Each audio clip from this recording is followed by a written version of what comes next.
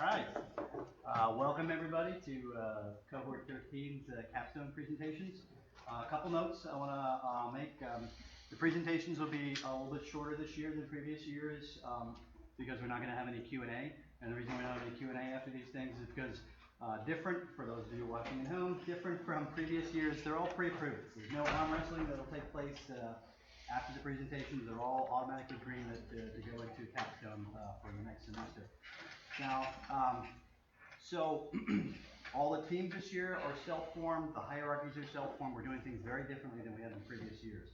Now, for those of you in Cohort 13 who are watching the presentations, especially those that are not yet committed to a team, but really everybody, what I'm asking you to do is, after the presentations are over, I'd like every single person to send me an email. Yeah, I'm going to bombard my email box. But like within an hour after the presentations are over. And that email should list for me the order of the projects that you would like to work on. Starting with the first one that's listed is the one we're going to assume is the one you most want to work on. Now, a lot of you, most of you, I think, are already committed to a team. I still want that list from you because on the off chance that your team doesn't gain enough critical mass to be viable, then we would have to go to your second choice. So get that to me within an hour after the presentations are over. For the most part, I would assume most people, your first choice is going to be the team that you're on. It's only going to be if that team doesn't exist or there's some other problem. The way we'll determine that is all the teams have told me their minimum number of members that they need to survive through the vertical slice part, and the maximum number that they think if we have more than that, it'll just be bloated. So I've got that range for most of the teams. There's still a couple teams that owe me that info, so get that info to me. And then once we have all of the teams listed out, probably sometime tomorrow, we'll be sending out an email to the whole cohort to just give you the final list of all the projects. With each project, we're just going to see the presentation at probably be 10 minutes, 15 tops. I don't expect many of them to go that long. And then between each presentation, we'll have a little 5-minute break, so you can get up, stretch your legs, use the restroom or whatever. But if you come back and that door is shut, go in the back door. Don't disturb the presentation. And once the presentation ends, we all take a break. Whoever's the next team in line, the list has already been made, so you should know what order you're in. You can begin setting up your equipment, and you need to be ready within 5 minutes after the presentation so we can start on time. Try to keep everything on track this year. All right. So after the presentations are over and everybody has sent me their teams, I probably will be doing a little bit of communication back and forth with my points of contact with each team, kind of going over the details of people that want on the team and do they have enough room and whatnot, just to double check before we make the final list. So those of you that are on my point of contact list, and you all know who you are already, make sure you have email accessible tonight. Like, bring your iPhone with you or whatever so that you can collect your emails, because if I send out an email to ask a question about a prospective team member or something like that, and you don't respond within an hour or so, I'm just going to make a command decision. You don't want me to do that. You want to be in control of this stuff. So watch your email, and hopefully we'll have this all sorted out tonight or early tomorrow, and then Tom, Ron, and I will make decisions about who is the faculty advocate for each project, and you'll get that all in one comprehensive email tomorrow. All right. Hopefully there's no questions, because if there are, I don't care. All right. With that, let's leave it up to Travis for Evergreen.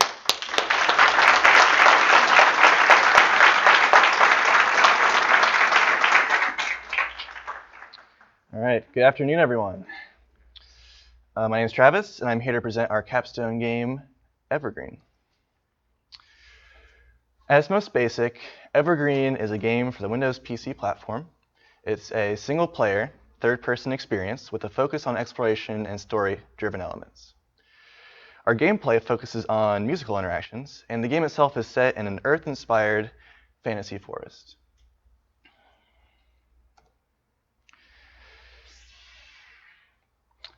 The playful curiosity of exploring nature. This is the statement we've been using to guide our design for Evergreen. It originates from the experience of being outdoors and seeing the environment come to life. Sometimes, nature can be harsh and unforgiving, but there's a different side of nature that doesn't get much coverage, and that's the more playful and lighthearted side. You'll see birds chirping and singing to each other, or squirrels chasing each other across branches. We want the player to experience this more carefree side of nature and be immersed in the playful interactions of the world around them. One of our guest speakers from this semester gave us the advice of using our theme as an instruction for the player whenever they need to make a decision in the game. For us, it's find the playfulness in life. There will be some points during the game where the player is confronted with the more harsh and unforgiving side of nature. But our goal is to teach the player that even in the most dire situations, that there can be joy and playful happiness. Also, as the player explores Evergreen's environment, we want the player to experience a feeling of whimsical wonder. It's that feeling of not knowing where the path may lead and then coming across an awe-inspiring vista. The player should always be curious about what new and exciting surprise is in store for them. So these are some of the guiding principles behind our game. The first and foremost is that we're trying to provide a unique artistic experience. We're not really thinking about the game in terms of quests or bosses or hit points. We're always focusing on the emotional impact that the game is having on the player. And to get there, we're trying to create these magical moments of playfulness, where the player feels fully immersed in their world and they're not even playing a game anymore. They're just exploring and being curious and seeing what's there. And as an aside, our target audience is people who are interested in games, but they're not necessarily gamers. And so they don't really have a bunch of skill using controllers or a keyboard. And so we need to make sure that the game is very accessible for them. So we're going to focus on the simplicity of our design and making it, our benchmark is make it intuitive enough to be played by our parents. So we think if our parents can play our game, then that's probably good enough for anyone. And we've also played games where it is playful and it's fun, but it lacks purpose. And so we're crafting a compelling story that will give the player purpose in this world of playfulness. And sometimes it will make the player, not be playful. But that contrast of the dire with the playfulness will make the playfulness that much more rewarding. So speaking of story, we're going to be telling the hero's journey. The player's going to be playing this young forest spirit who's mentored by a guardian spirit. And the guardian is the protector of the forest. It's the guardian's role to keep the forest harmonious and making sure that nothing is harming the forest. And the way that this happens is by song. So the forest spirits will sing to nature, will sing to the environment and the creatures, and they'll sing back, and it'll be this kind of harmonious experience. And the guardian is old and haggard, and it's looking to pass off the reins to you, the young forest spirit, and it can kind of move on with its life. So one day, there's an injured elk with a wound and runs off into the distance. And the guardian is too old and too tired to help you chase it, so he'll send you off on your own for the first time. And you chase the elk through the forest, and it's running around, and you get lost in the forest, but you finally find that the elk collapsed in a clearing. And you go and you use your energy and you save it, but then a wildfire starts because a storm had rolled in and lightning had started a wildfire. And you realize that you're all alone and by yourself, and you're looking for your guardian, but you can't find your guardian. The wildfire spawns these things called the fire spirits, which are these giant spirits that your song is not powerful enough to quell. And so you have to escape them. This is your ordeal where you're trying to escape the forest spirits, the fire spirits, and the guardian's looking for you, and it's this gauntlet where you're trying to reach back. And finally you reach the guardian, but you're surrounded by fire spirits, and all hope is lost. You can't sing anymore. They've drained your power to sing. And in a last attempt, last-ditch effort, your guardian uses the last of their energy and quells the spirit, the fire in the forest fire. Now, at this point, you think you're dead. You think the guardian is dead. Well, the guardian is dead. But you think you're dead, and to resurrect you, the elk that you saved before comes back and sings to you, and you sing back. And it's this conversation, and it revives, and you realize you're even more powerful than you were before. And even though you can't revive the guardian, you are able to restore the forest with your new power and kind of restore it in the honor of the guardian. And that's how the story ends. As far as gameplay goes, our creative hook is using singing as an interaction with all things in the world. So whenever there's anything to interact with, the player will interact with singing. Now, this is an actual sing. We have thrown around the idea of actually having a little gimmicky mechanic where the player can actually put on a headset and actually sing in the game as a kind of fun little feature. But for the most part, it'll actually just be using a controller to kind of control a song. It'll be this improvisational song building experience where you'll be singing to creatures and they'll sing back, and it'll be all procedural songs back and forth. Whenever you sing to a creature, you'll gain the traits of that creature that you sing to. So let's say you sing to squirrels, then you'll maybe shrink down to the squirrel size, and you'll be able to climb up the trees and climb the branches, and maybe you'll see like a squirrel nest. Or you could sing to birds, and you'll be able to fly, and you'll be able to fly over the canopy and see the world from a different angle. You'll also be able to sing to the environment, so you could imagine a situation where you could be singing to grass, and you'll see the flowers bloom, or you'll sing to branches, and they'll kind of fly around you, kind of like this image. But it's very important to mention that all the interaction with the environment is going to be voluntary. We feel that if the game forces you, oh, you have to interact with this, oh, you have to interact with that, it feels forced and not very playful. And we feel like when the player is given the chance to choose what they interact with, that the interactions are much more meaningful and the player gets a personalized experience from it. So as far as our team structure goes, we think our minimum team is going to be 8, with 3 artists, 2 producers, and 3 programmers. We understand that our game is a very art-heavy game. And our maximum team is 16 total people, with 6 artists, 5 producers, and 5 programmers. We already have 12 people on our team, so I think we're kind of going towards that maximum team size. So that's Evergreen.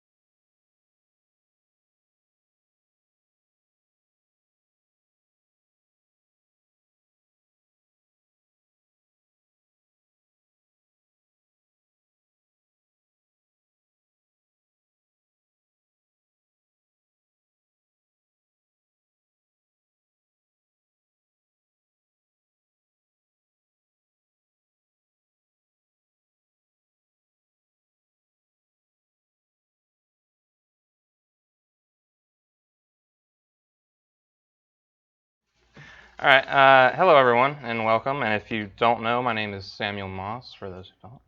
And today I'm here to pitch the trip to you. First off, I'm just going to give you all the basic setup and like how this game's going to be played and what it's going to kind of feel like. First of all, it's going to be a first-person single-player game, so no multiplayer to deal with or anything like that. It's going to be a very story-driven game. The story's basically completely worked out. I'm not going to get into it. We can make changes to the story if we want, but if we don't want to deal with that, technically we can just sort of roll with what I got, which is, pretty good in my opinion. So, throughout the game, the main things you're going to be dealing with is stealth, environmental manipulation, which I'll get into later, and then emergent gameplay. And something to remember about this game is that this is a psychological experience and a psychological struggle, so nothing is real. And I'll get into the mechanics and how that plays in with that a little later on. And the tone is very important. Sinking into the surreal, once again, it's sort of a sinking into that psychological state. And I'll get into how the sinking is going to create a big opportunity for us a little later. If you're going to pay attention to anything, it's this slide right here. This is as the most basic form I can put this whole presentation is in this whole slide. The story is a lot like Silent Hill 2. Now, just to specify, Silent Hill was very dark, and this game is not really going to have that much. I'm having a lot more contrast, and I'll get into contrast a little later. But the idea of starting with a question, and then that's like the hook, that's the draw, that's what gets the player involved into the game, is that first one question that they can focus on. But once they follow that and they are sinking into this unknown realm, that question would lead to more questions and more questions until it's like they're trying to like hold all of this, but they just can't really grasp it. And then at the very end, it all kind of comes together and the answer is like revealed. It's sort of like that kind of style of a story. The theme is Alice in Wonderland, so it's very like dream world kind of look. It kind of gives off that vibe. In this game, you are going to be using your mind and the environment around you for like all of the mechanics, which is the mechanics are very similar to Dishonored. And just to specify again, Dishonored is as we all know, it's very violent. This one is not going to be as violent as that, but it's going to be similar to the extent where you're going to have like a weapon selection wheel kind of. I'll get into that a little later. And then how Dishonored was played, where you could play in one way or you can play in the other. So you can go in through very violently or you can go in a very stealth kind of route, There's going to be a lot of that to where the player gets to choose what they want to do. When it comes to the art style is going to be kind of like Half-Life, simply because I don't want to bite off more than I can chew, and it's going to be a little bit of Dishonored as well, and sort of that kind of stylized feel. Let's see. Yeah, but that's as basic as I can put it is right here. Getting into contrast, back when I talked about Silent Hill and how Silent Hill was just very, very dark throughout the entire game, I don't really want to do that because I think the gameplay can, like, you kind of want to throw the player back and forth. If it's dark throughout the entire game, it's going to kind of become white noise, and it just kind of gets boring, and then like the player just gets bored.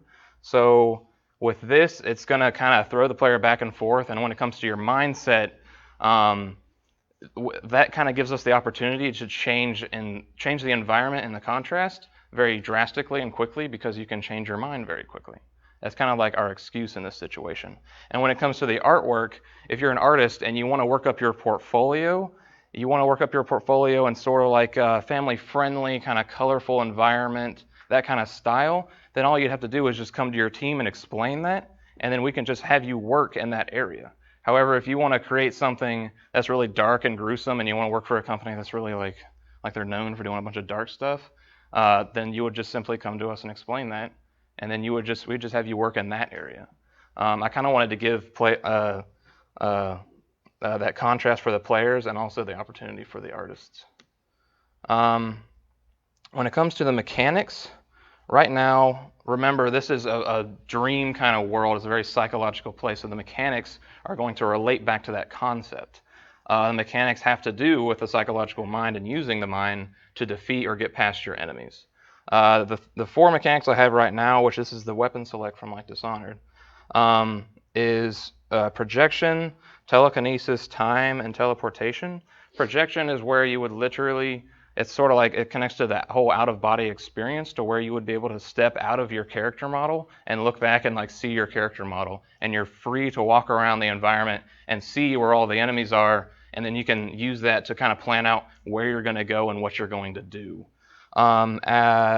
Telekinesis, you can, of course, that's kind of self-explanatory. You can use your mind to like pick up objects and throw them to get the enemies to be distracted. You can throw them at the enemies to create damage. Time, we can use that to manipulate time. As of right now, it's just slowing down time to keep it very simple. We can get into that more, but as of right now, it's just using that to slow down time so they can kind of retreat and rethink their strategy. And then, of course, teleportation gets more into, that's really self-explanatory, but it gets more into level design. Once you are deep into like your mind, once you're like really in the Unreal, the levels are going to be, they're going to get much more odd and stranger, and they're gonna have, like, the rooms are going to get twisted and inverted. So it creates a lot of opportunities to create like levels that are very inverted, and to use teleportation, the teleportation mechanic, to be able to walk on walls, to be able to figure out the puzzles that we can create with this setup.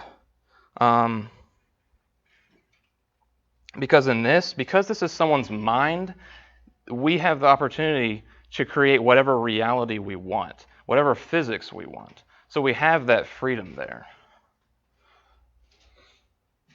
When it comes to programmers, physics, proportion, perspective, relative gravity is going to have to be changed and manipulated. And using the mechanics with that, it's going to give a lot of opportunities to create puzzles and different methods of getting around the enemies and stuff like that. So all of that is going to have to be changed and manipulated to whatever reality that we want to create, because this is like in someone's mind. So we can do almost whatever we want with that. It gives us a lot of freedom to create the environment in whatever aspects we want. And to kind of wrap this up, if there's anything that I want, this is more about my goal for you all, of what I wanted to give you.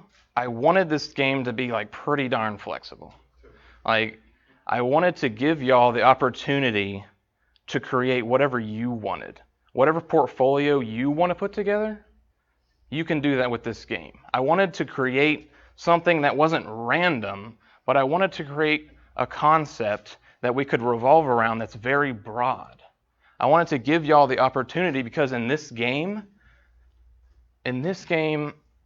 our imagination is our limit, right? Because this character is literally within his imagination. So whatever you come across in this world is from this character's, like, the depths of the crevices of his mind. That's where you would find all of these experiences that this player goes through. So we have the freedom to take from our minds as well and to put them into this world. Of course, it can't be random, it has to connect to the concept, but I wanted to create that concept as broad as I could. I had to very carefully pick out that concept to where we can branch off of it in a number of ways. I wanted the idea of limitless to come across. Our own imagination is our limit here. And with this cohort, I think that is kind of limitless. And limitless that's what I wanted. So I went back and I found this concept of the mind and how ideas are limitless. So if we actually put the player in that scene, then that's going to create like countless opportunities to create levels and puzzles where we can flip and invert rooms and mechanics. We can do anything as long as it connects back to that concept. We still have that concept we can go to. But we can branch off of that in a number of ways, an infinite amount of ways. That's what I wanted in this game. That's what I was trying to give y'all.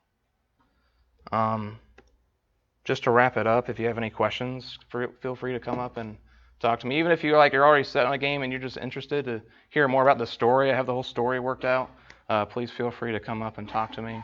Right now, our team consists of 3 of us. There's 1 artist, 1 programmer, and 1 producer. So we're pretty much we're set, but of course we can always accept one of any. So that is the trip.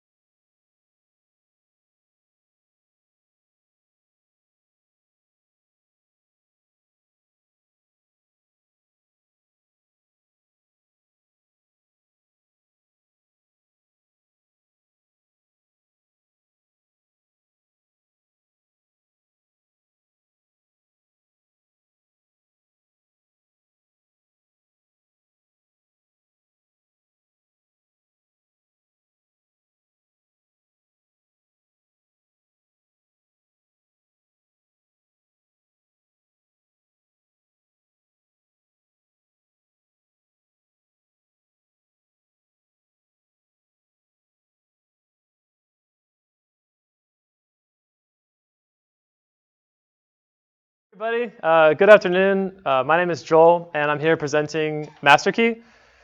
So what this game is, it's a first-person action shooter, faster paced, and just to paint a really brief picture for you guys, it's basically set in this mining installation that's plunked right in the center, that's like really dense jungle that's inhabited by these sentient machines that have basically fragmented into different tribes and are basically battling for power inside the installation with themselves. And so as a player, you have no access to any kind of like real weapons, and you have this one tool that we're calling the Master Key, where it basically can shoot anchors into like any surface in the environment or like any objects, or any sort of like discarded machinery that has been discarded from the mining operation. And it basically can connect two anchors by a cable, and you use it. You tether these things together to manipulate their physical and elemental properties, like playing the masses, like the masses of the different objects or the enemies together, or like conducting electricity through the cable. And so it's really focused on turning the environment into your weapon. So one of the big factors of this game is problem solving your way through this combat. And so to give you just a few brief scenarios, say you have like a drill on your left or something that's like spinning really rapidly, and there's a robot coming in from the right. So you sink an anchor into the robot, you sink an anchor into the drill. The drill like winds the cable up, pulls the robot in, and crushes him. One down. And you might have like a leftover generator that still has some juice in it, and then like another robot coming from your left. So hit the robot, hit the generator, conduct electricity through the cable into it, fry its circuits, bring it down.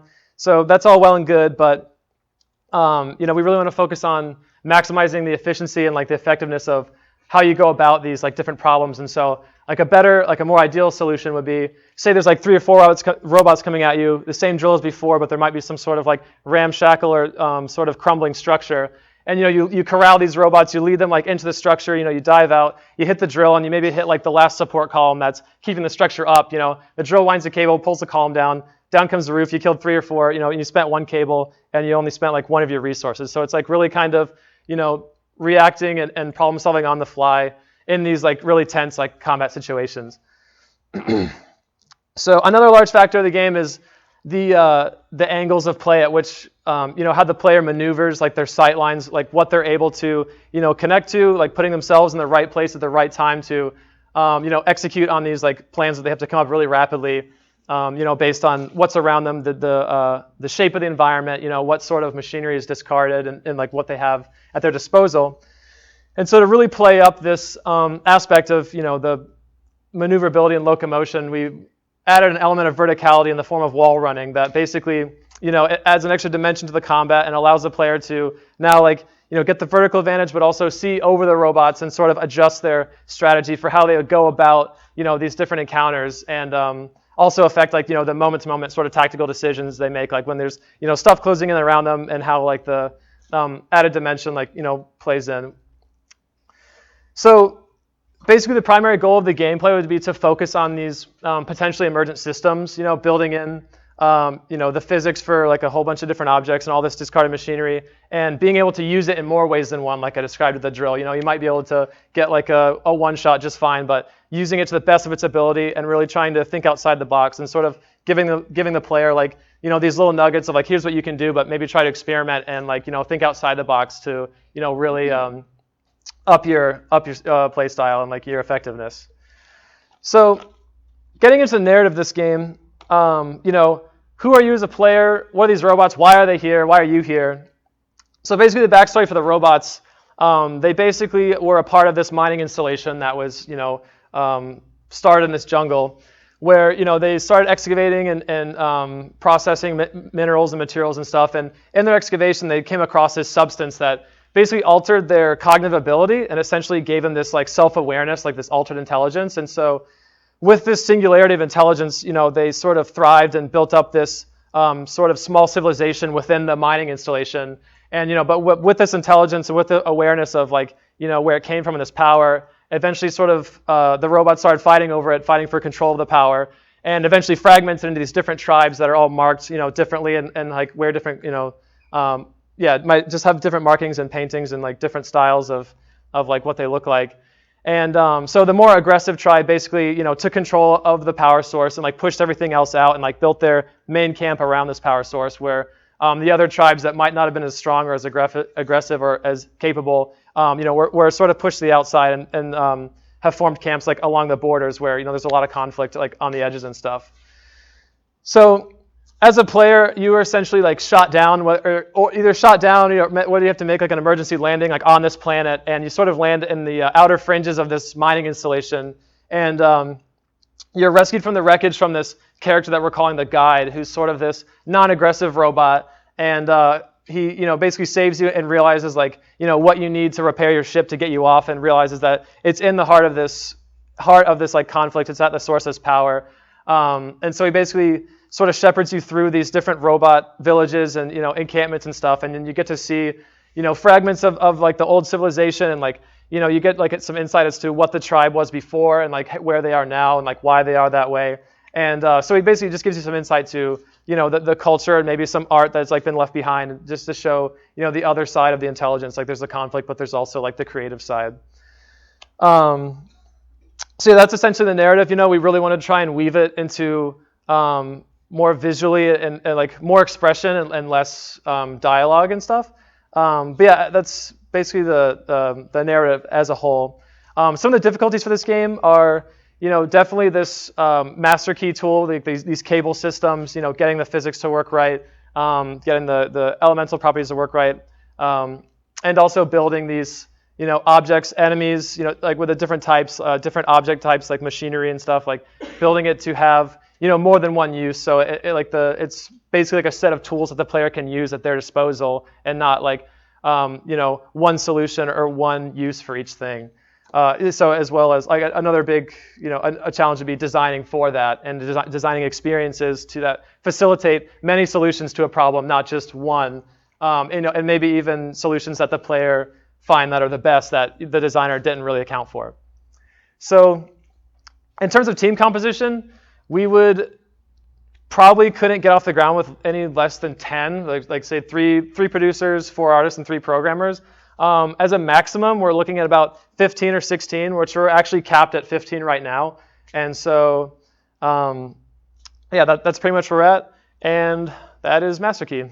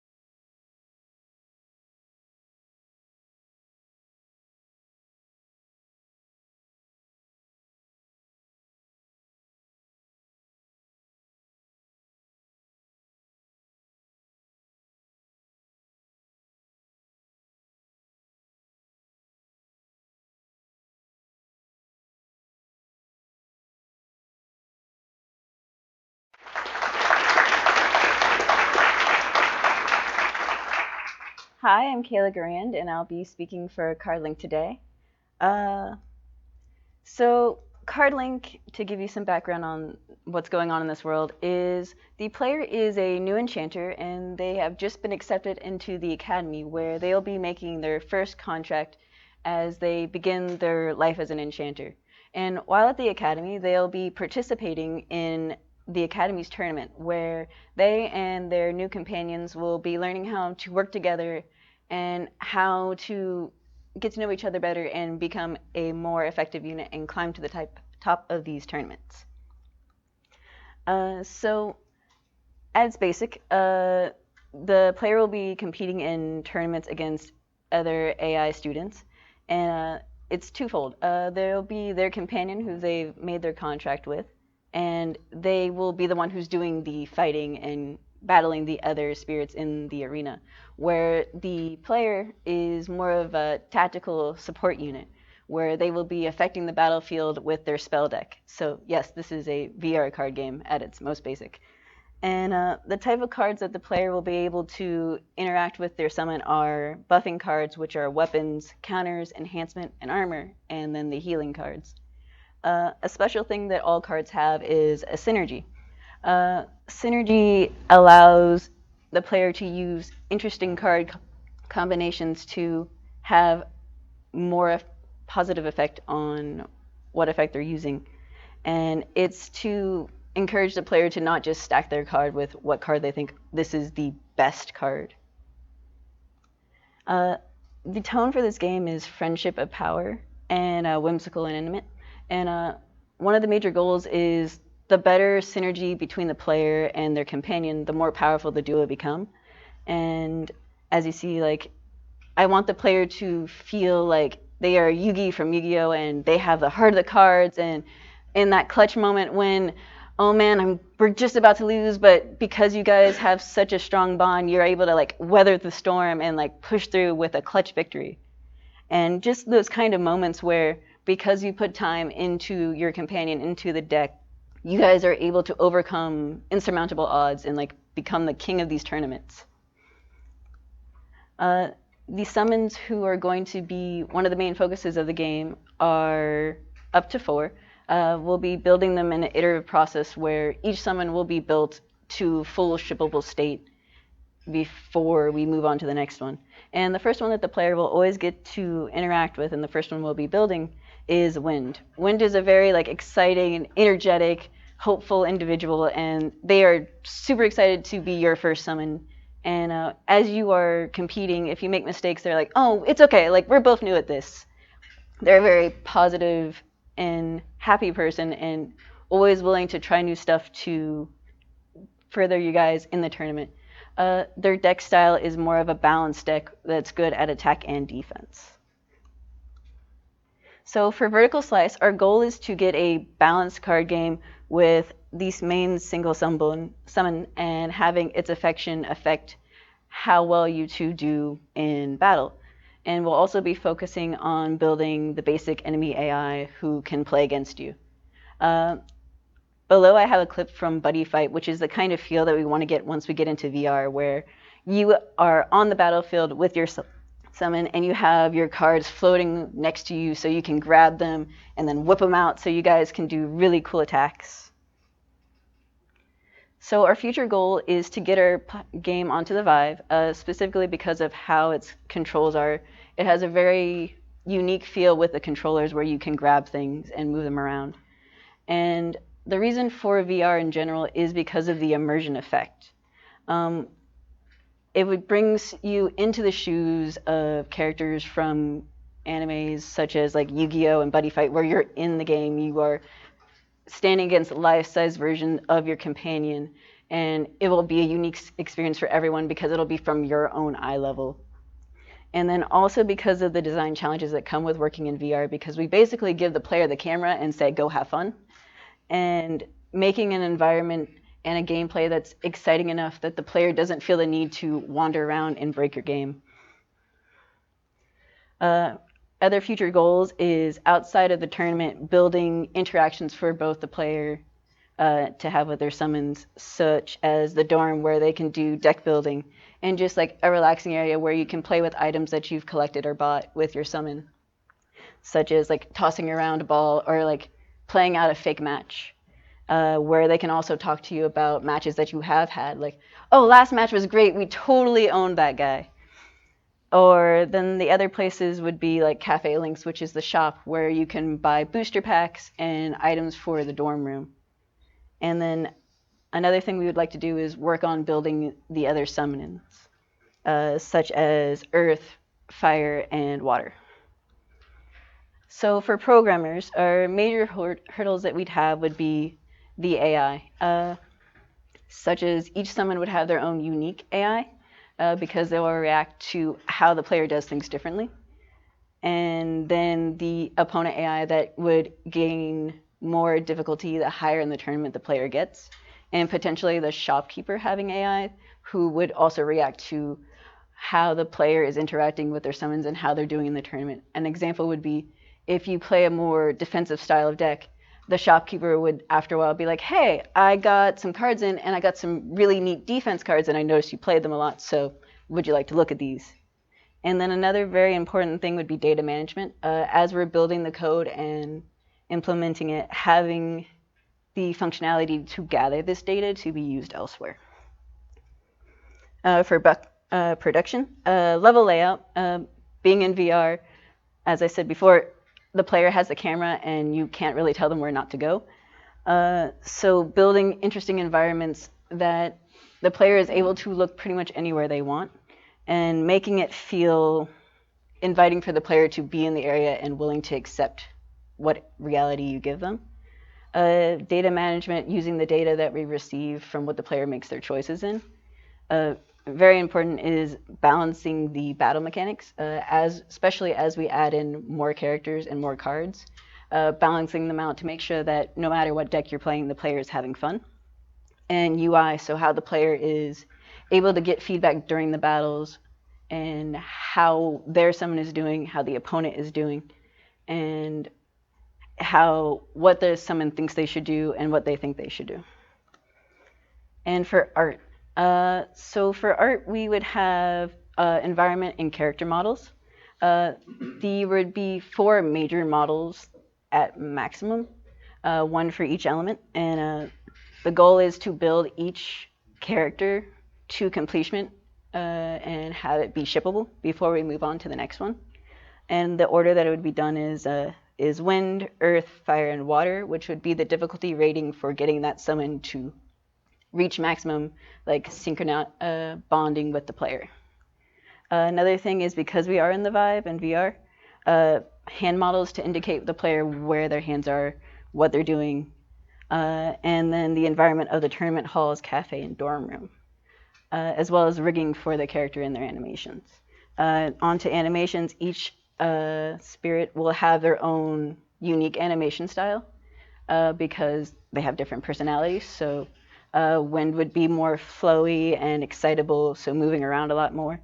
And then as each one before would have their own unique style, which shows their personality. And then also for 2D, the textures for the environment and models, background matte paintings. So when the player looks out a window, it looks like, oh, there's a sprawling city, or oh, there's the courtyard in the academy, or oh, that's the town outside. And then very important, card art, which would be how the player is able to see what they're playing and get some feedback from that. So for the styles and inspirations, we kind of want this kind of bright style because it's a magical realm where you're getting to interact with these beings from other planes, and it's extremely exciting and kind of a positive experience. And then below I have a clip from Kismet, which is a VR game that if you have not tried it, you really should. It's really pretty, and it shows how you can build a VR game where the player is willing to accept the reality you give them without trying to force them into it. Most people who I've watched play Kismet never really go out of their way to break the game. They'll get in, and few of them even actually think about getting up to look around the world. So I think it's really interesting that in VR, that if you're careful in how you build it, your player will accept the reality that you build for them. So in essence, CardLink is about building a bond between the player and their companions and finding ways for them to have fun and showing it through tournament battles that help them further this bond even more so they can be like Yugi and have those clutch moments where they just win with a hair's breadth, and it's super exciting and satisfying. So yeah, that's us from CardLink. Thank you.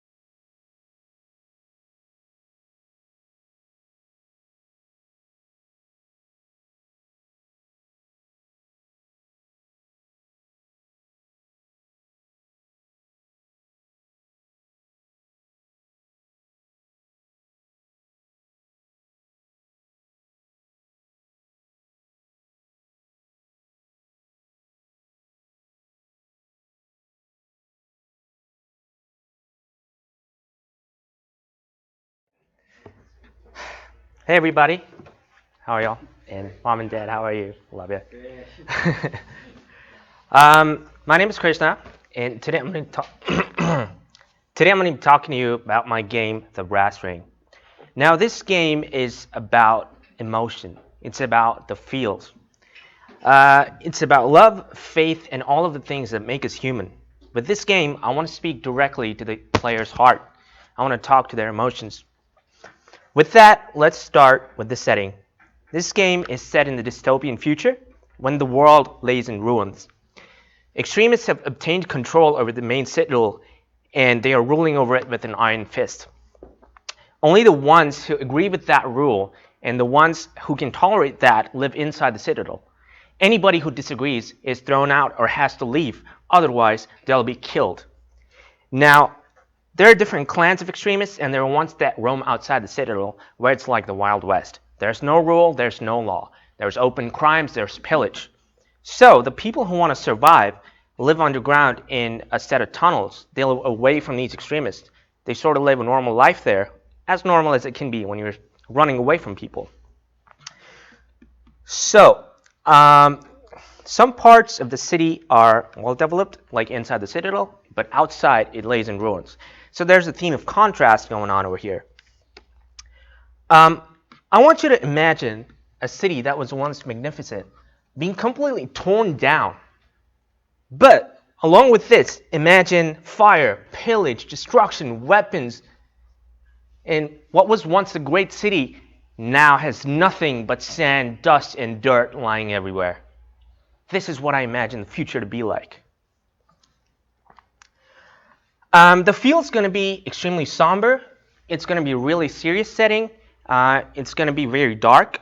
And like I said before, there's going to be a theme of contrast. There's going to be people who are living inside, who live a lavish and barbaric lifestyle, which is sort of ironic that now that you think about it. And people who live outside need to live an invisible life. Otherwise, they'll be hunted down and killed.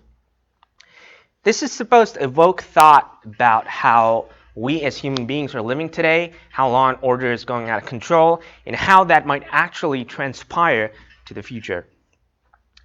But using the same theme of contrast, we want to show that even in times like these, even when the world is in chaos and pathos, there's still humanity. There's still love, friendship, loyalty, and heart.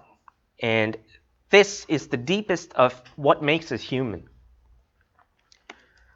The main plot is going to be the story about a relationship. It's going to be between a mom and her son, who are really poor. And the mother has been sick for a while, and her health is deteriorating day by day.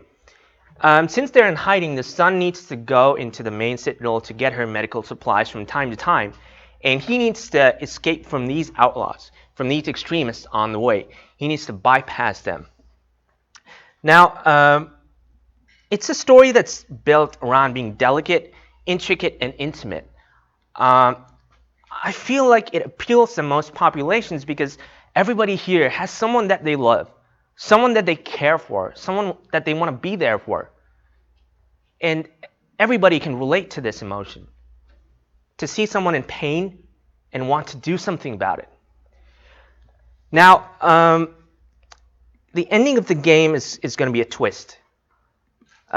He's going to end up getting the money that he needs to put her in hospital, but she's going to end up passing away. I want to convey the emotion of trying to be there for somebody, trying to make it, but eventually when you get the thing that matters the most to you, which in this case is money, it doesn't mean anything anymore. Well, if you think about it, that's what life is. You're chasing something all the time, and then when you finally get that something, it doesn't really mean anything anymore, right? It's sort of pointless. So that's one of the feelings that I wanted to convey about not being able to save the person that you want to save. Now the gameplay core, it's going to be a third-person tactical stealth experience. I don't want this to be another shooter. We have to remember who the protagonist is over here. It's a non-violent person, like a normal, regular human being who doesn't like war, someone who doesn't like violence or fights. So the goal here is to try to bypass the enemies that he comes across in the most creative way possible. Now, it's obviously going to be about navigating an open world as well. Sneak and dodge around enemies. Also, choice is going to be an important mechanic. Now, the choices that you make throughout the game are going to affect the way the game plays out. Much like the game Life is Strange, the choices that you make will affect the cutscenes that you see and the emotions that you experience. Now, this might not change the ending itself, but the feelings that you get based on the choice are going to affect you differently. Now, secondary mechanics are going to be you can sneak up to an enemy and probably like chloroform him or like have a morphine syringe in him, but these are going to be extremely limited because that is not the main mechanic of the game. This is only for those times when the player maybe didn't plan properly or he's running low on other resources. Now, like I mentioned, it's going to be story heavy, so there's going to be a lot of cutscene. I have about 15 pages of script right now, so that transpires to about 15 minutes of cutscene. So planning to compress it down to 10 minutes of cutscene and 10 minutes of gameplay, or maybe 15 minutes of gameplay. So far, that's the goal. Like I said, you can walk around, build relationships with people in the open world, and you can interact with them, triggering new cutscenes and exploring parts of the story that you may not have explored. Now, imagine the dystopian setting of The Last of Us. I know the new trailer was released a couple days back. Amazing, isn't it? But instead of the tone being green and decay, I want you to imagine the visualization I showed you earlier. And also, dust and wind, something along the lines of Children of Men. Something like this. Now, the enemies are the extremist outlaws. They're hunting you down. And they're going to be guarding their camps and patrol routes. And you have to sneak by them. We'll talk about the mechanics. Right. So, remember this game is set in the future. So this opens up a lot of possibilities for you to have really creative tools and techniques. You can have conventional items as well. You can have hammers and tools that you can throw, not at the enemy because that's not what this game's about, to distract him or maybe to trigger something else in the level. Other techniques will become apparent once we start designing the environment. But a couple more things to think about is maybe you can have a really powerful magnet that you can place in the route of the enemy, and he's walking by and his foot gets stuck in it. And then he kneels down to see, oh my god, what's going on? And then the player sneaks by him. Or maybe you can have a reflective net that can reflect only from one direction that you place in his path. So it reflects only from the other side, so you can't see it from this side. And he walks into it and is trapped. So you sneak by him. Another mechanic could be exploring the environment, collecting different items, and placing them on top of each other to climb on top of a roof and then pass by. So there's a lot of opportunities over here for level design and game design in terms of bypass mechanics. Now, again, it's not just another hack and slash or shooter. It's a puzzle stealth game. Let's talk about progression. The player gets stronger throughout the game, and by that I don't mean that. I mean he is better able to place these obstacles, better able to find them. Maybe he gets stronger magnets that'll keep the enemy stuck to the ground for a longer period of time. A sense of progression is very important, right? And one thing I want to point out is that he's a very morally driven individual. Now, he doesn't change. He stays true to himself. This is something that I feel we need to call out, because in most games, like you see, like I love The Last of Us. It's one of my favorite games. But if you look at Joel is a normal guy. He's not a killer, but he turns into one because after being exposed to that kind of environment for such a long time. Our hero does not. He's very morally driven. End of the game, 0 kills, but he still wins the game, right? That's my goal. 0 kills, but he still wins the game.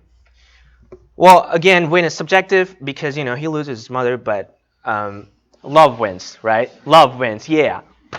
Right. Replayability, I believe, is an important factor for any game.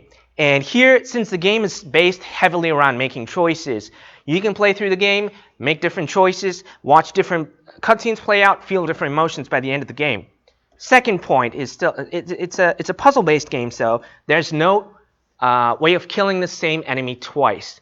You can always find a different way to kill him. You can always, I'm really sorry, not kill, to bypass him, bypass the enemy, and there's always a different way of sneaking by him, so it's going to be a different experience every time. Now, this game is aimed at players who really appreciate living stories. They love environment, music, art, the whole immersive experience. That's what this game is aimed at. So basically, a fictional RPG player, and they care about production value, and this is all about that. Now, this is for PC for now.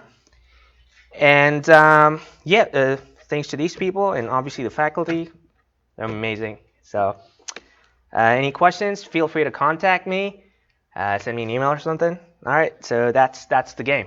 Thanks, everybody.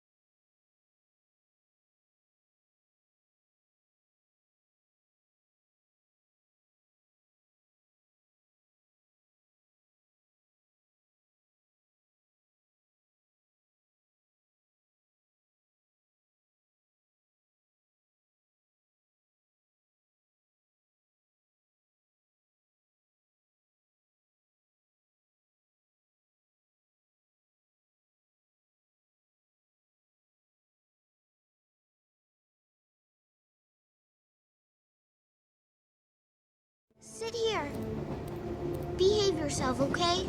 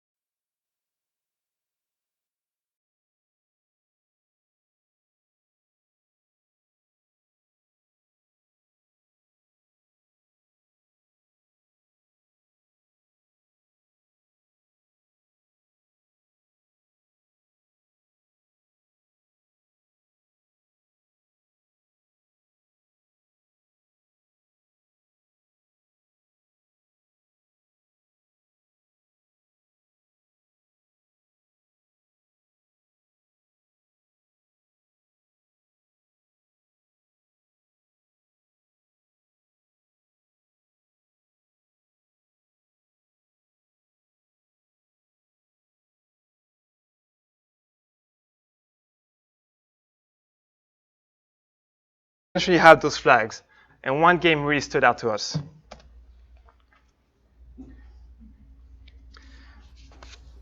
We feel like Inside really embodies those three first flags that we talked about. And this is why, as a team, it became obvious that we wanted to create a single-player 3D side-scrolling adventure. So now that you have the inspiration and the base of our genre, it's time to talk to you about our game. And we'll start with the story very quickly. The story starts with our main protagonist, who's a woman, and the story is tragic. She accidentally killed her loved one, and now will defy fate to bring them back to life. To do so, she will go to the spirit world. This is where our game takes place. The spirit world is a fantastical location.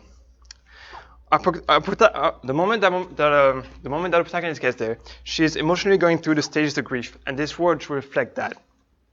And that's key. That's our next flag. The stages of grief are denial, anger, bargaining, depression, and then acceptance. But everything from the environments, the being, and the design should symbolize one stage of grief through the imagery and concept. And these are the few concepts that our team has already come up with. And then what's key to the part of the story is that the moment she gets there, her emotions are separated from her body and manifested into her spirit. That gives us two characters to work with, the protagonist and the spirit. And that's how we can work with that main mechanic. But right before I do so, I do want to do a slight tangent and talk to you about brothers. When we looked at Brother, it really inspired us in the way they created that design and how they used two characters how you were able to use two characters simultaneously with a controller. One character was with the left joystick, and the other character was controlled with the right joystick. And this can be the same for our game. Our protagonist can be used with the left joystick and the spirit with the right. But we want to go further than that because we're going to create our own identity. And to do so, we create our main mechanic, which is the tether. Because both our protagonist and our spirit are going to be linked together through a tether. And this is our core mechanic. Symbolically, the tether represents the bond between the protagonist and her emotions. And mechanically, this will be driving the gameplay's design. So, to go more into details, the player and the protagonist and the spirit, won't be able to get hit or killed. This is all about the tether, and the tether can be broken. And if you do so, then the game is over because the protagonist has lost her emotions.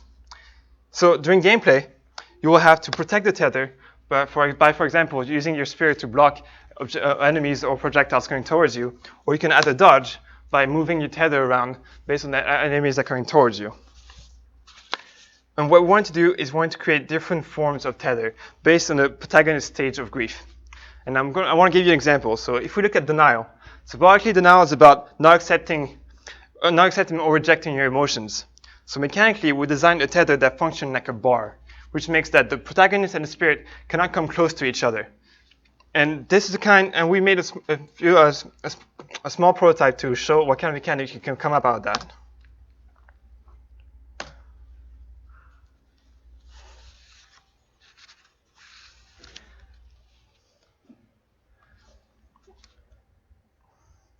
There's just a few ideas, but potentially there's a lot of mechanics and interaction that we can create in our level design. And I want to give you one potential example of how we can use the tether. Say you look at bargaining. Bargaining, it can be perceived as doing whatever you can to get what you want, even trying to reach the impossible. So mechanically, the tether could take on elastic properties, which means that you can have the spirit and the protagonist really far apart in level to the point where it stretches your tether to a point that can break or snap.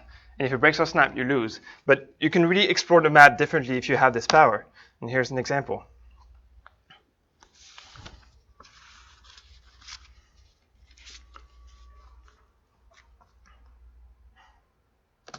So we established our inspiration, our genre, and our design. So for the last part, I want to talk to you about how we're going to try to accomplish our goal. And like the name, our project name suggests, we value that our values is we want to create a high production value experience. That's really key. And for potential final goals, we want to create 4 levels, each based on a stage of grief, from the design, the mechanics, and the enemies. But for vertical slice, we want to focus on creating the denial level and getting to a really full production value experience. And during this time, we're going to take on metrics, scheduling, and timing to be able to better scope what our final product is going to be. And then we'll adapt to this based on that. This is our team. I'm very proud to be part of this team, and I really know that we're all going to work really hard to accomplish the best that we can. And here's our game.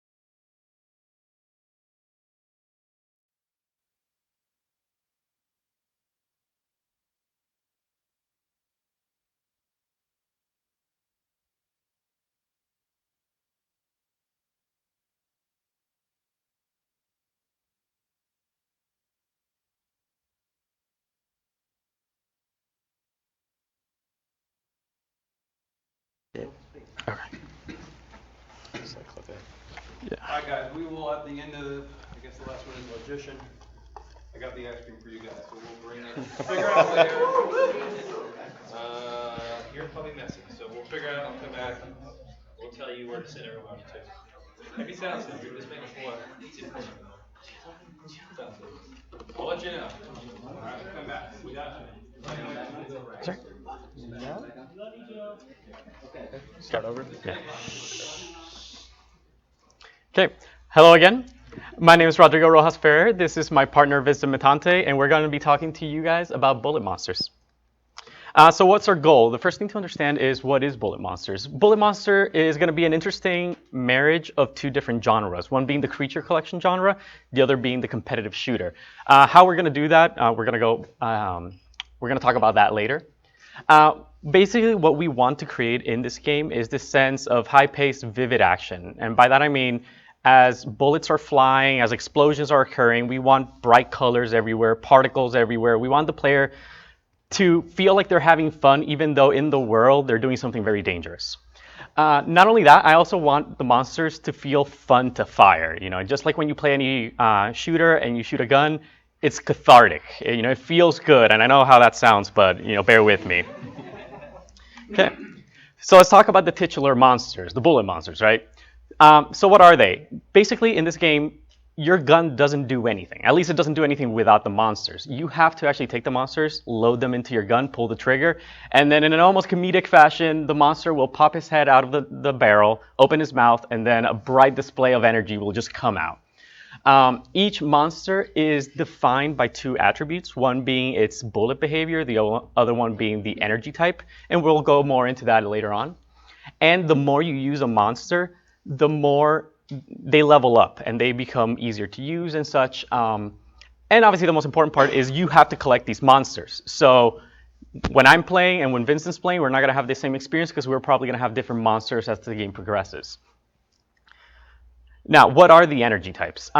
Basically, every single time you get hit with a bullet, there's a chance that you're going to contract a status condition. What the status condition is based on the monster. These are just some examples. Some of them are pretty self-explanatory, like napalm, taser, toxic frost. You guys can probably get an idea for those. One of the more interesting ones or exciting ones are brine.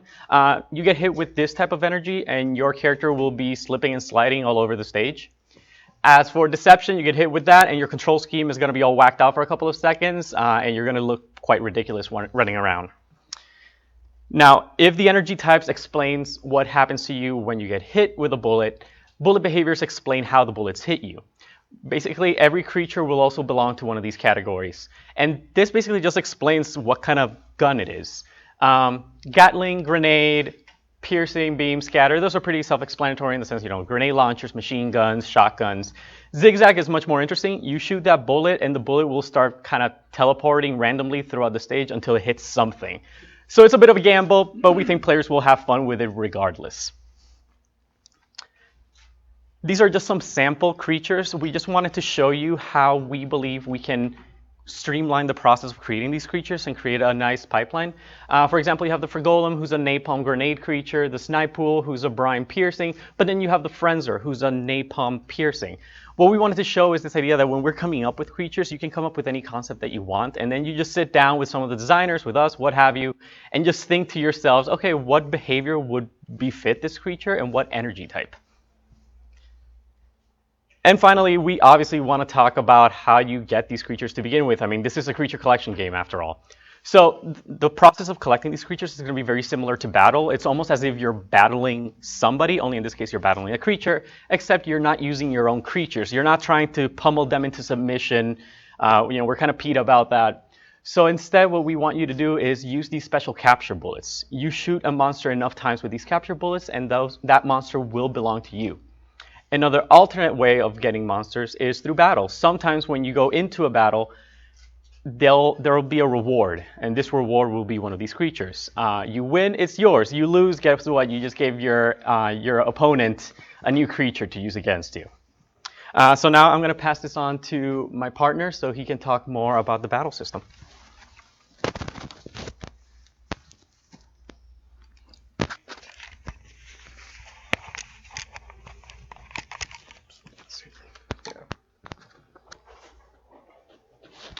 All right, guys, what's up? Again, my name is Vincent, and I wanted to talk to you guys about how the combat and the gear is going to work in this game. So specifically with the suit, what I want you guys to imagine is think about how the Mjolnir armor is in Halo, the armor that Master Chief uses, or you could think about how Samus's armor is from Metroid. That's like the general sense that we want you guys to think of how the suit will be visually. And one thing that we wanted to add is that there's going to be lights throughout the suit, similar to the photo that we have here. And basically what the light is going to do, depending on which monster that you currently have selected in your gun, depending on what color it is, that's what color the lights are. And not only is this going to be a nice aesthetic for the suit, but it's also going to represent, give the player a reminder of what monster they're using, because the combat is going to be 1v1 and it can get pretty hectic, and this will just serve as a subtle reminder of which one I'm actually using. The next thing that I want to talk about is the attributes of the suit. And I think the key thing that I want you guys to take away from this slide is that mobility is going to be a key factor in our game. And with that, I mean, there's going to be a mechanic that we're just calling a boost. And I want you guys to think this as sort of like a ankle breaking mechanic. So especially for like the up close battles, let's say I'm aiming at a person and they're strafing to the left. And then, I don't know that they're going to boost to the right. That could potentially throw my aim off and it might turn the tide of the battle. And of course, there's other mechanics that we can play around with. One that we thought of a couple times was maybe that we could have a double jumping mechanic, or maybe there's going to be something like when the player jumps against a wall, they can wall jump off of it, something like that. And then as far as how the gun is going to be represented, it's not necessarily set in stone if it's going to be part of the suit or if it's going to be totally separate, but there's really two ways that Rodrigo and I feel that it can go. There's either going to be multiple weapons for each bullet type, because obviously a sniper rifle will look different than a grenade launcher, or we could go the route of there being just a base model of a weapon, and then depending which monster that you're using, there could be like a subtle animation where the barrel would change, or maybe the magazine would change, or the stock, something like that. The next thing that I want to talk about is how the combat is going to feel like in the game. We want you guys to think that it's going to be hectic and chaotic, but at the same time, there's going to be a sense of controlled chaos. So we don't want to put the emphasis that you can just spray and pray and that kind of wins the day. We want there to be a sense of a higher skill cap, and the mobility in the game is going to help us reach that goal. And yeah, like I said, we don't want there to be a sense that you can just button mash your way and win. We definitely want to focus more on the competitive side of shooters, and the players that use the level to their advantage, the environment, the monsters to the best of their ability. Those are the players that are most likely going to have longevity in their wins. And the last part that I want to mention is how we're going to do the ranking. Obviously, if it's a 1v1 game, the win-loss ratio is going to be very important, but that's only going to be half of the equation. We feel that if the wins are the only thing that shows if you're a good player or not, I feel that's sort of stale. So half of the equation will be your win-loss ratio, but the other half could be maybe your accuracy, your damage per second, how much damage you took, maybe the amount of monsters that you used throughout the match, or whatever have you. Those are just some ideas that we're kind of thinking of right now. We just don't want it to be like, okay, I got 10 wins, then I'm just a good player. We need a way to differentiate between the people that are, the good players versus the great players. Okay.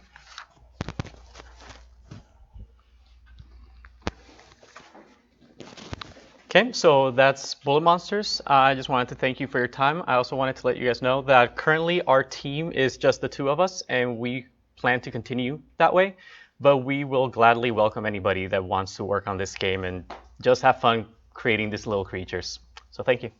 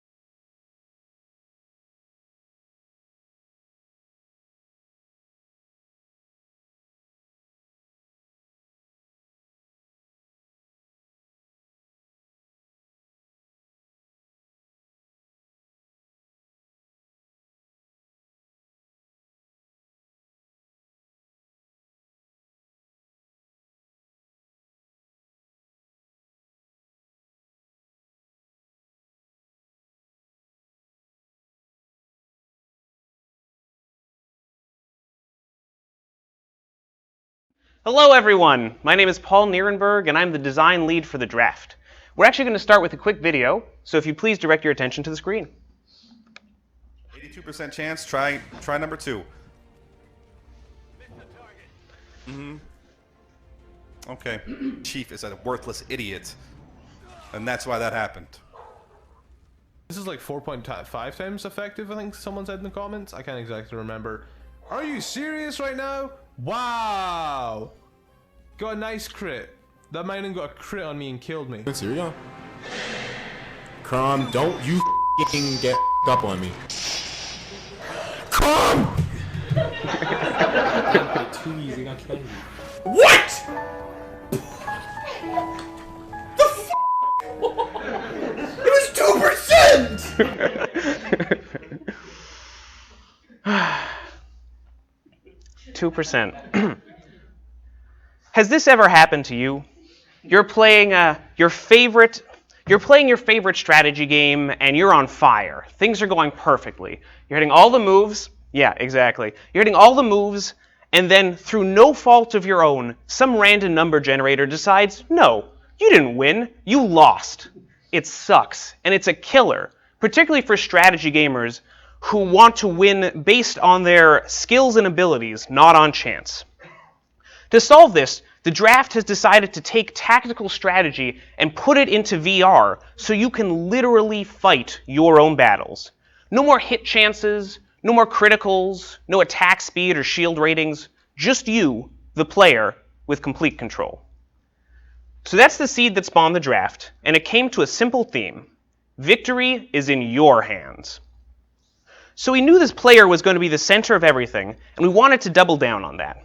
We wanted the player to feel like a god among men and women. We wanted them to be a superstar.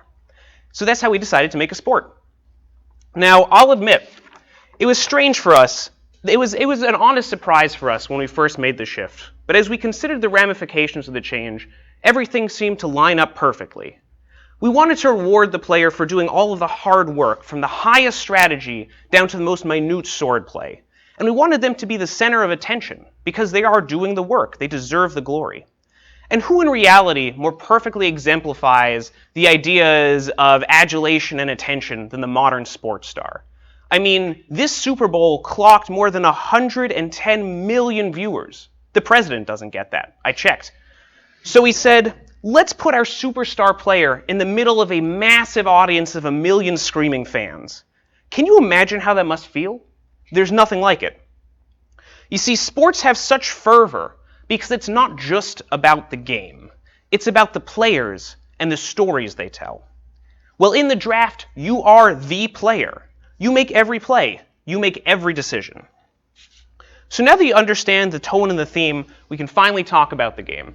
I'm going to start with a couple of basic ideas just to help bridge the gap because it's a bit of an advanced concept. So it's a real-time strategy game. We're working virtual reality, and there'll be a mix between top-down strategy and first-person fighting.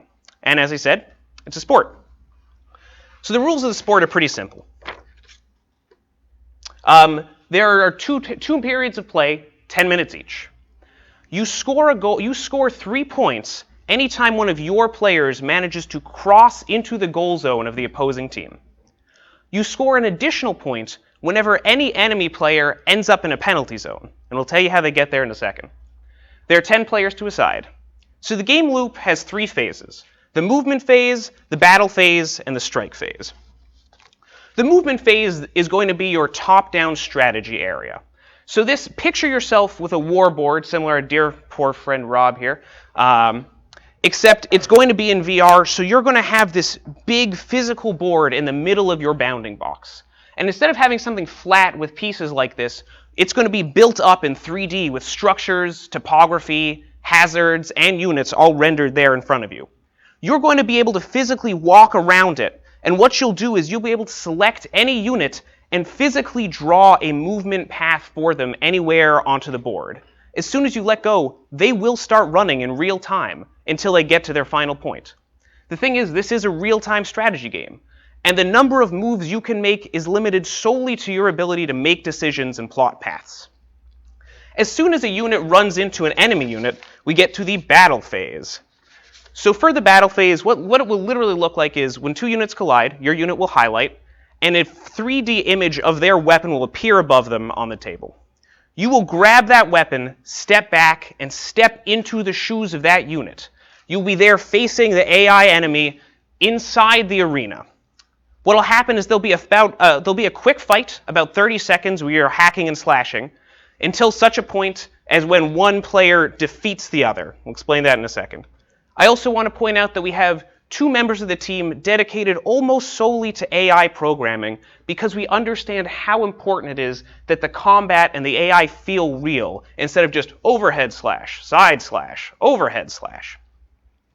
So what will finally happen is one unit will be defeated and we'll go to the strike phase.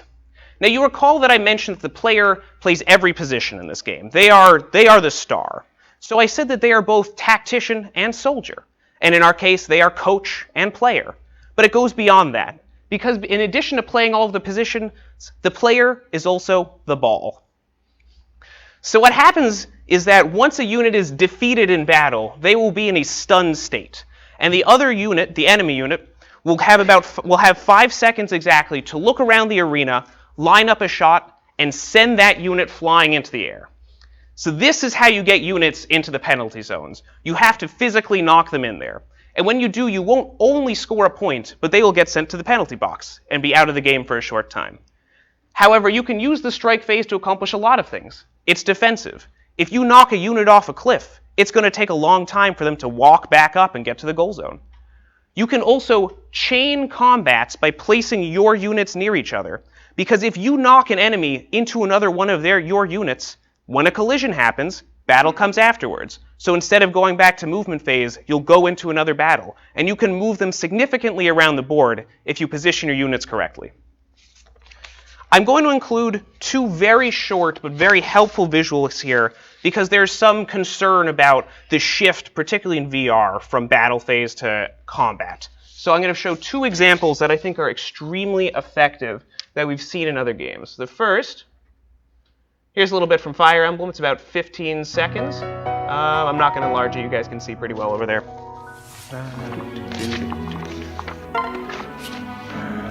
So you're seeing here, top-down strategy phase. We can look around the board, we see all the units, then nice, easy shift right into battle.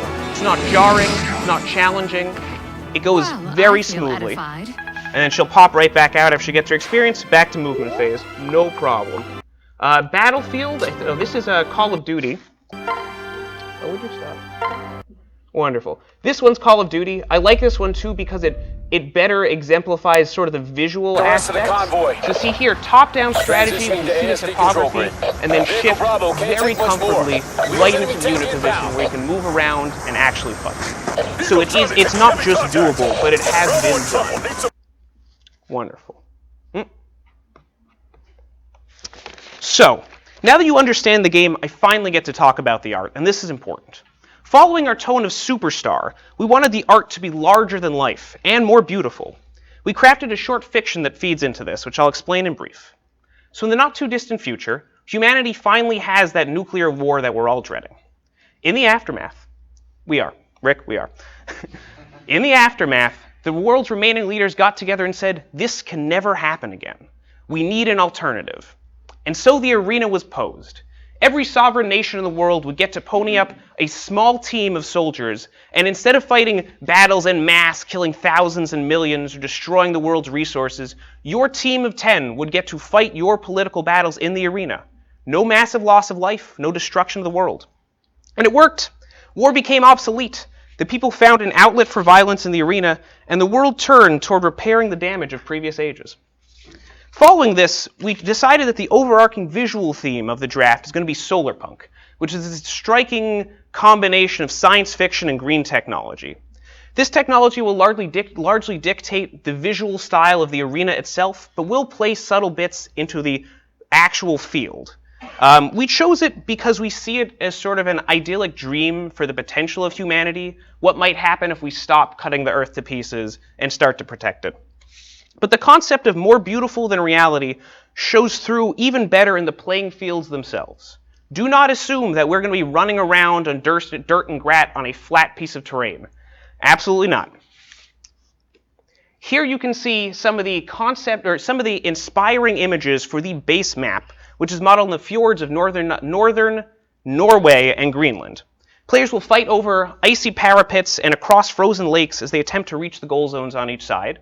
And we're working with a unique mechanic where there'll be a small number of penalty zones to start, but players that fall off high places or get knocked too high up and come crashing down will actually crack holes in the lake, creating new penalty zones. A second, the map inspiration, the realistic art style that we've trampled. The weapons, those are here. So in the world, guns and weapons of mass destruction have been outlawed, and we'll be relying on these 5 weapons: the sword, axe, shield, bow, and spear. If we have the artists, we plan to make multiple textures for each of these so that players can customize their own units. Regardless, they will all take on a definite science fiction visual with cracking particles and light effects. And in truth, the effects are going to be a very big part of the game. We want to have huge glowing goal zones, sparks when weapons collide, and flashy hazards. Not to mention that the board phase or the movement phase should be largely particle-based when you're looking over it. The real goal of this project is that we wanted to take on a challenge. We wanted to prove that we weren't afraid to design for a new platform or for new technology. We wanted to prove that VR can support beautiful art regardless of it being asset heavy if we're just clever in how we use it. And we wanted to set a new standard for the capabilities of VR because we've seen the games that are out there and we know we can take it further. So simply put, join our team, be a superstar. Thanks very much.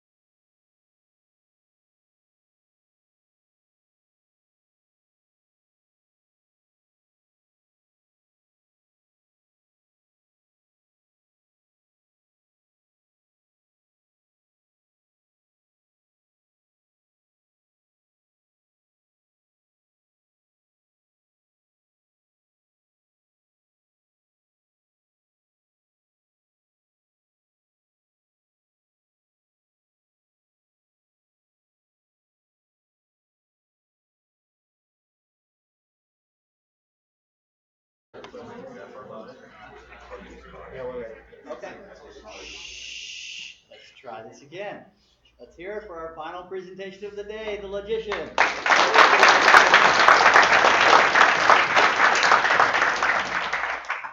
All right, guys. I know a lot of you know who I am, but for those who don't, my name is Adnan. Thank you for coming. I know some of us were forced, but that's okay. I appreciate that as well. I'm here to pitch Logician, and so I want to talk about what this game is and where it came from. So Logician is an RPG that inspires interest in programming. Our hope is to make programming more approachable and appealing for people and putting it in a context that isn't as threatening as it can be for young students.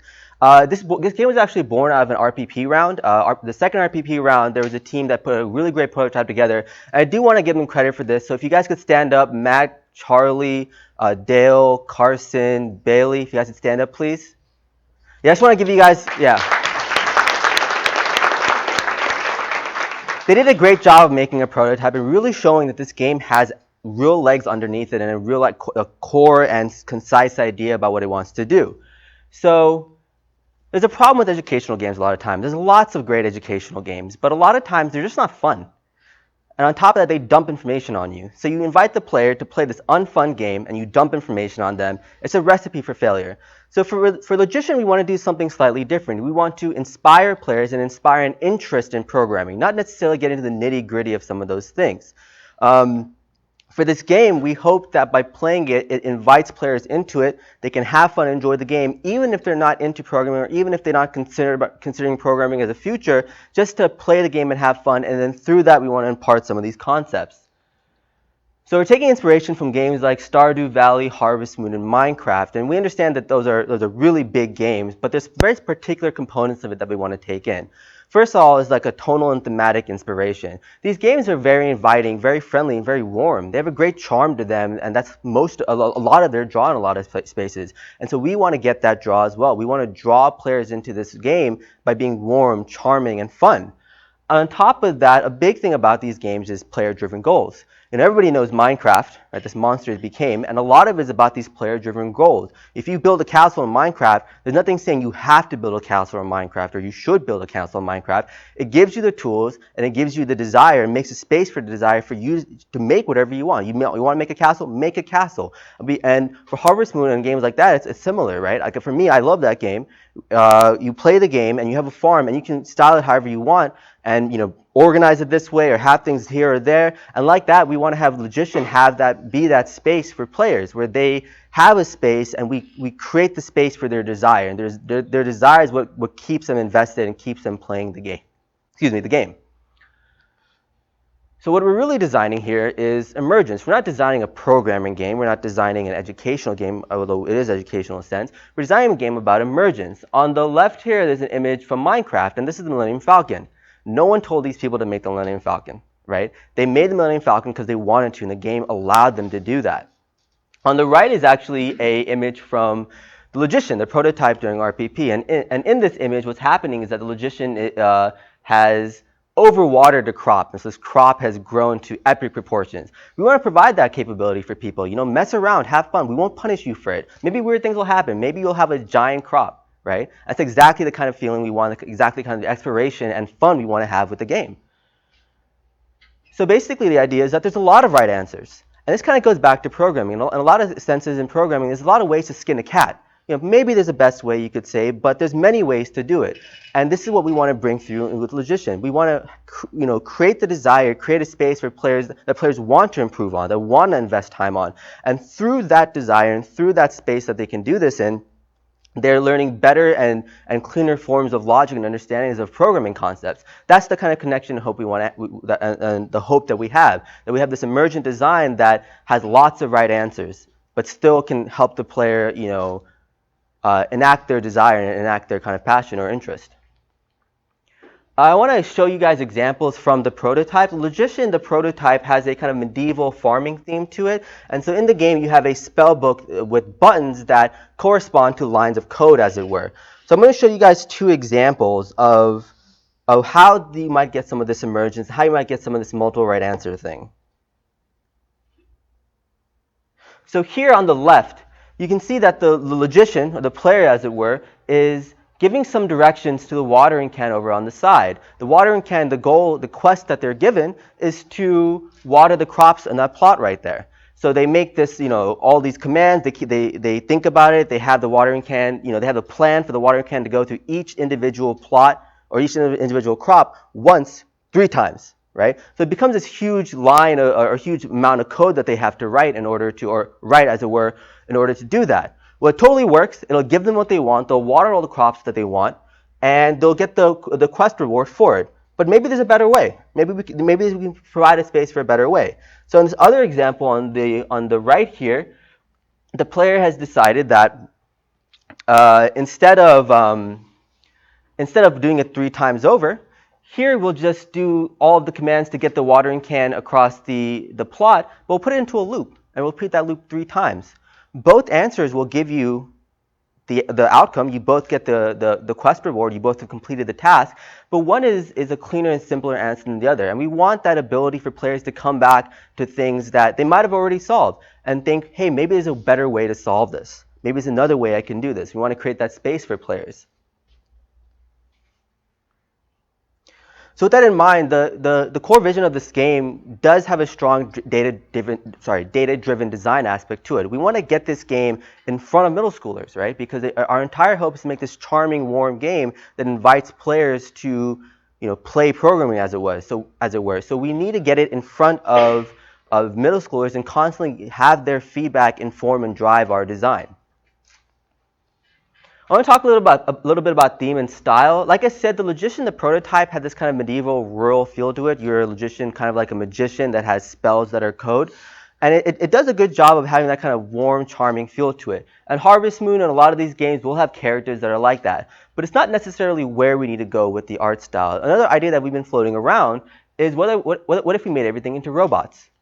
There's a movie in 2005 that came out called Robots, and it's a very sweet, charming movie. And they did cute things like the people had bolts for noses, and they had like little robotic animals and pets. And we could do something like that where we enact that same kind of charm, that same kind of friendliness and warmth. Only this time, we have robot people or robot animals and stuff like that. So what's the path forward? So the team did a good job of making this kind of prototype to show where we would go with it. And it's a good starting point to kind of ease the player into the game, to teach them the buttons, to teach them the kind of mechanics, and to let them know that they can play around and be safe by making mistakes and doing stuff wrong. The core idea is to expand that farm and make it a bigger area where once we teach players, hey, these are the kinds of things you can do. Now, here's some goals, here's some quests or whatever you want to call them, but you can do whatever you want in this space. If you want to do something weird, if you want to blow up giant crops and see what happens, if you want to make animals do weird things or make people walk back and forth, and whatever you want to do, that's fine. It's up to you how you want to do that. So that's the core idea. Just getting that core vision of that interest and that desire to enact with this space and having that emergence, as well as making sure that we have those intrinsic rewards for players as opposed to those extrinsic rewards, making sure that the process of improving their own creativity is the reward for them in a lot of ways. But going back to the inspirations, the games like Harvest Moon, Stardew Valley, Minecraft, they have a lot of really cool stuff in them. And obviously for Capstone, it's not really the right place to have a huge game like that. But maybe if we do well and we get this core vision across and we've done a good job with it, then maybe we can take one or two more of those systems and add it onto the game. We have this simple farm, we have the mechanics down, the feedback is good from the students. Maybe what we can do now is we can have a small town and just have that as something that you can also work with. Or maybe there's relationships, or maybe there's fishing, or these other aspects that would still be fun and still fit the theme, still fit the tone, and still provide an avenue for us to expand our gameplay. Are we able to get to that point, or should we be able to get that point rather? So I've talked a lot about the game, about our path forward. So I want to talk a little bit about what it offers for all of us. So for the art needs to be charming. We want to have like this fun place, this like sweet area, this warm kind of interesting space where it can be quirky, it can be a little comedic, right? A little fun. Want the players to have fun, and we can have fun with the space. Just putting Easter eggs in there. Maybe when you blow up a crop, after you blow it up, confetti comes out. Right? It doesn't have to make sense, but it's like fun stuff that we can do with the space, and play with the player as they're kind of playing with the game. But it also needs to be a kind of clear art design that is able to convey the information across to people. For design, obviously, there's a lot of fascinating and emergent design components to this. You have to balance making a fun game while still imparting the understanding and concepts of programming logic.